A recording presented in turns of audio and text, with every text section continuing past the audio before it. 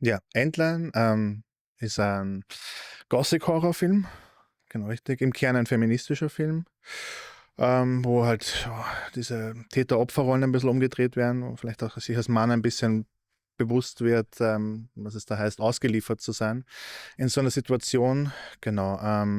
Und ja, es ist ein Genre, das ich selbst sehr mag, Gothic Horror.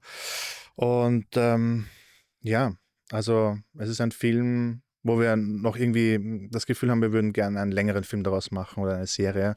Es gibt noch viel zu erzählen durch diese Zyklen, so wie lange ist das Endline schon da, etc. etc. Genau, richtig. Ja. Also es ist, ja, und der Versuch war jetzt noch nicht da irgendwie, dass man sagt, man macht irgendwas Romantisches oder so, oder zwingt da irgendwas, sondern es geht halt im Kern wirklich um diese Figur, um ihren Schmerz und die Entwicklung von ihr und dass man halt sagt, man hat diese zwei Seiten von einem Monster, aber auch von jemandem, der eigentlich nach ein bisschen Vergebung für sich und die Menschheit sucht. Das sind dann so auch die weiteren Pläne damit, genau. Ja. Ja, was kann ich erzählen? Und zwar, also ich habe in dem Jahr schon zwei Kurzfilme gedreht und mehr wollte ich auch gar nicht machen. Und irgendwie war da aber noch so eine Restenergie da oder, also so, es war dann so, diese Idee kam plötzlich auf. Und ja, wir dachten uns dann, also ich habe dann mit der Sarah, mit der Hauptdarstellerin gesprochen, ob sie das irgendwie interessieren würde. Und dann ging das alles sehr schnell. Also das Drehbuch habe ich in ein, zwei Wochen geschrieben. Wir hatten auch gleich den ersten Drehtag und es waren noch nur so fünf, sechs Drehtage und null Budget und also einfach ins Blaue hinein. Kaum Vorbereitungen. Wir waren oft nur so zwei, drei Leute hinter der Kamera, drei Leute, ich und die beiden Kameramänner.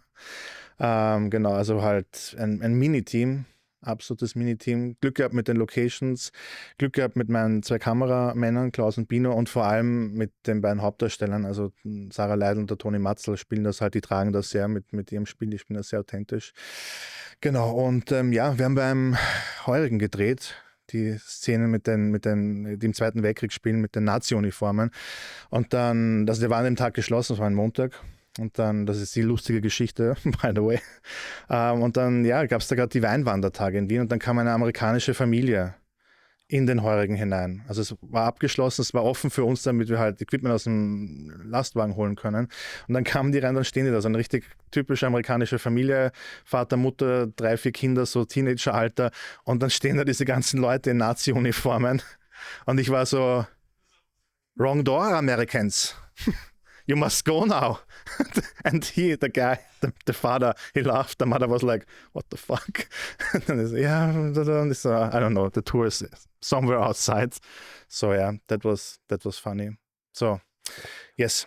Ja, war großartig. Genau. Wir haben ja auch so Mini-Probleme in der Technik ganz kurz gehabt.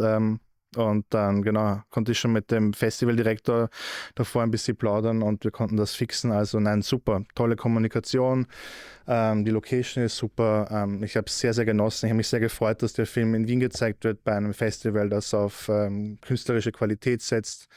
Genau. Einziges Feedback vielleicht, mehr weibliche Regisseure. Genau, aber sonst war es einfach großartig und ich mich sehr gefreut und geehrt, hier dabei sein zu dürfen und einen Preis zu gewinnen. Vielen Dank. Auf jeden Fall, auf jeden Fall. Auf jeden Fall. Das ist eine tolle Erfahrung und eben wie schon gesagt, tolle Kommunikation und man fühlt sich sehr wohl und gut aufgehoben. Genau.